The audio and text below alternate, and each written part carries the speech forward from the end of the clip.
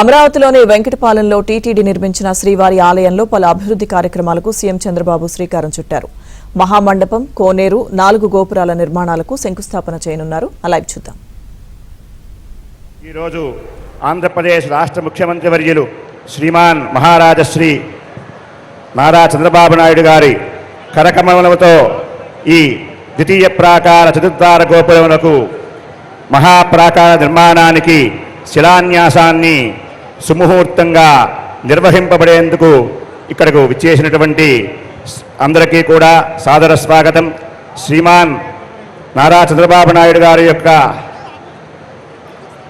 మహానిర్మాణానికి ఆయన యొక్క సంకల్పం అత్యంతమైనటువంటి సిద్ధ సంకల్పుల వారు అని చెప్పడానికి ఈ ద్వితీయ ప్రాకార శిలాన్యాసమే అత్యంత గొప్పదైనటువంటి తార్కాణం.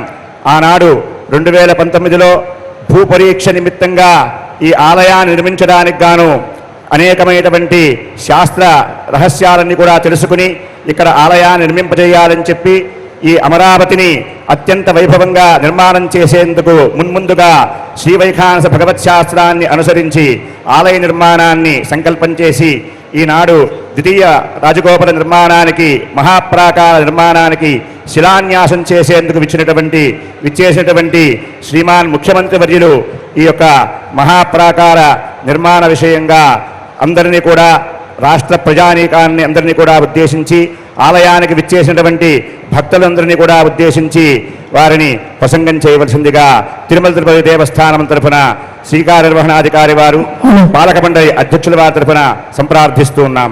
ఓం నమో వెంకటేశాయ.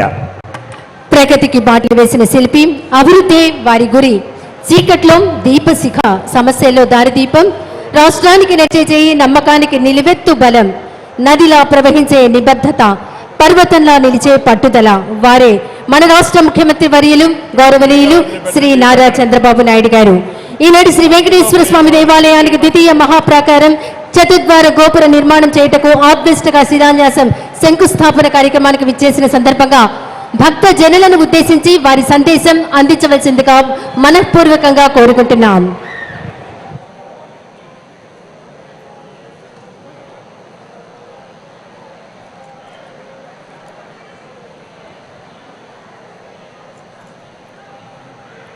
ఓం నమో వెంకటేశాయ.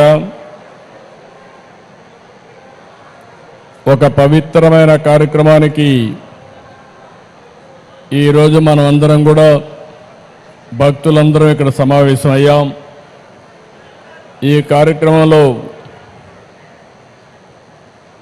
టీటీడీ బోర్డు చైర్మన్ అయినటువంటి బిఆర్ నాయుడు గారు,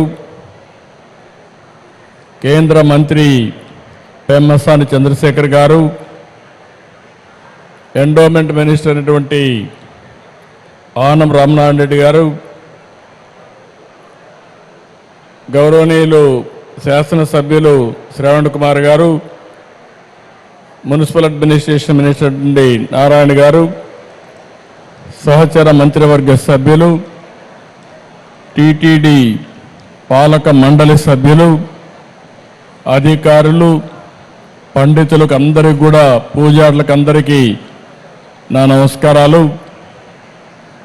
ఈరోజు మనందరం ఒకసారి ఆలోచిస్తే ఒక పవిత్రమైన దేవాలయం వెంకటేశ్వర స్వామి దేవాలయాన్ని మనం ఇక్కడ నిర్మాణం చేసుకోవాలని ఒక సంకల్పాన్ని చేశాం.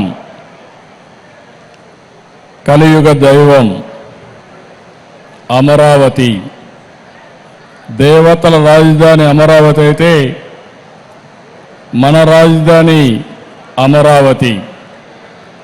అంటే ఈ రెండు కూడా ఏ విధంగా సింక్రనైజ్ అని ఆలోచిస్తే, ఇంకొక పక్కన మన రాష్ట్రంలో కలియుగ దేవుడు వెంకటేశ్వర స్వామి ఇక్కడ ఈ యుగంలో అవతరించారు.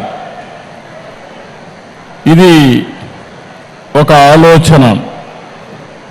ఈరోజు మీరు చూస్తే 2019లో ఆలయాన్ని నిర్మించాలని ఒక సంకల్పం చేసి పేరు పెట్టినప్పుడే వెంకటేశ్వర స్వామి కూడా నాకు ఆ సంకల్పాన్ని ఇచ్చాడు, అమరావతి పేరు పెట్టాలని. అందుకే పేరు పెట్టాం. అదే సమయంలో నేను ఒకటే ఆలోచించాను. ఈ సందర్భంగా ఒక్కసారి ఈ ప్రాంత రైతుల్ని పూర్తిగా మనస్ఫూర్తిగా మరొక్కసారి ఈ సన్నిధిలో వారందరికీ ధన్యవాదాలు, కృతజ్ఞతలు, అభినందనలు తెలియజేస్తున్నా. ఎప్పుడైనా ఒక పవిత్రమైన కార్యక్రమాన్ని సంకల్పిస్తే ఆ పవిత్రమైన సంకల్పానికి కూడా ప్రజలు సహకరించాలి. ఇక్కడుండే రైతాంగం సహకరించి 29,000 మంది రైతులు 33,000 ఎకరాల భూమి స్వచ్ఛందంగా మీరు ఇప్పుడు డబ్బులు లేవు కాబట్టి ఒక కొత్త విధానం ల్యాండ్ పూలింగ్లో మేమిస్తామని చెప్పిన రైతాంగాన్ని మరొక్కసారి అభినందిస్తున్నా, ధన్యవాదాలు తెలియజేస్తున్నా. దానిపైనే ఆ సంకల్పం కూడా మీ అందరిలో వెంకటేశ్వర స్వామి కల్పించాడని నేను మనస్ఫూర్తిగా